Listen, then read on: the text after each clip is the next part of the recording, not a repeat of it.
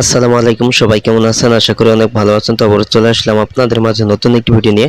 তো আজ এই ভিডিওতে আপনাদেরকে দেখিয়ে দিব আপনার ইমো দিয়ে যখন আপনি কথা বলবেন কারোর সাথে, তখন যদি অপর প্রান্তের কথা যদি আপনি ভালোভাবে শুনতে না পারেন বা আপনার কথা যদি অন্য ব্যক্তি ভালোভাবে শুনতে না পারে, তো এরকম সমস্যা যদি থাকে, তো এই সমস্যার সমাধান আপনি কিভাবে করবেন, তো এর প্রসেসটা আজ ভিডিওতে আপনাদেরকে দেখিয়ে দিব।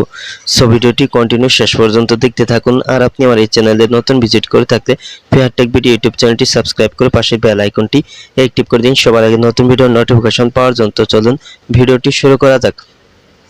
তো আপনার ইমো দিয়ে কথা বলার সময় যদি ভালোভাবে আপনি ক্লিয়ারভাবে যদি ইমো দিয়ে কথা না শুনতে পান, সেক্ষেত্রে প্রথমে আপনার মোবাইলে থাকা সেটিং অপশনে চলে যাবেন।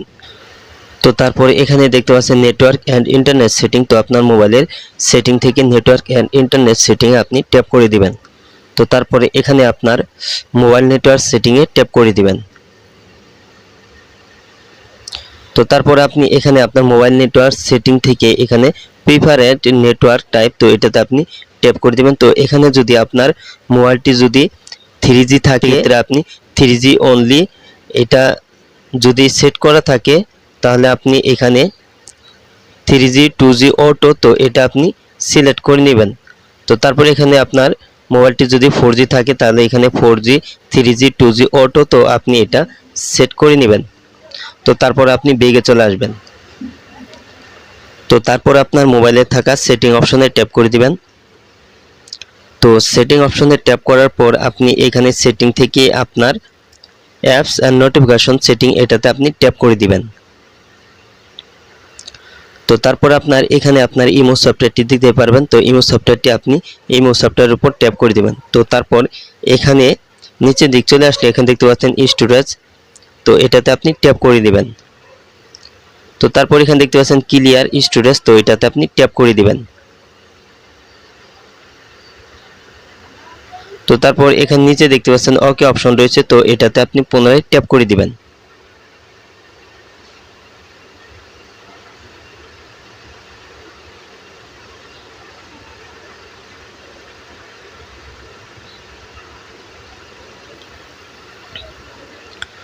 তো এখানে আর কোনো কাজ নেই, তো এখানে কাজ শেষ হয়ে গেছে। তারপর আপনি ব্যাগে চলে আসবেন। ব্যাগে চলে আসার পর আপনার মোবাইলে থাকা গুগল প্লে স্টোর সফটওয়্যারটি ওপেন করে নেবেন।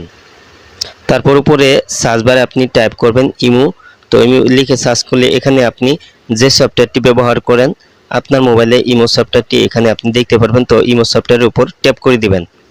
তো ট্যাপ করার পর এখানে যদি আপডেট অপশন দেখতে পান, তাহলে ইমো সফটওয়্যারটি আপডেট করে নেবেন। তো আপডেট যদি না দেখতে পান, তাহলে এখানে আপনি অবশ্যই কিন্তু ওপেন করে নেবেন।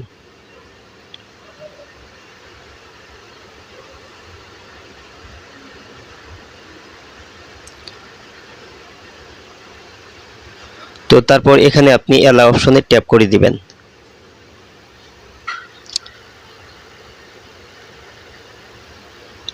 তো এখানে আপনার যে নাম্বারটি ব্যবহার করেন, তো আপনার ইমো নাম্বারটি এখানে আপনি বসিয়ে দিবেন।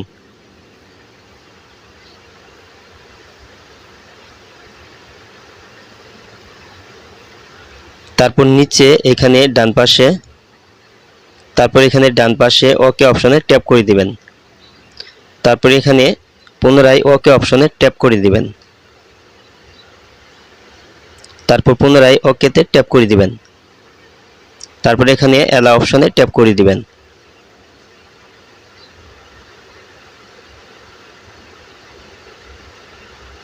তারপর এখানে অ্যালাউ অপশনে ট্যাপ করে দিবেন।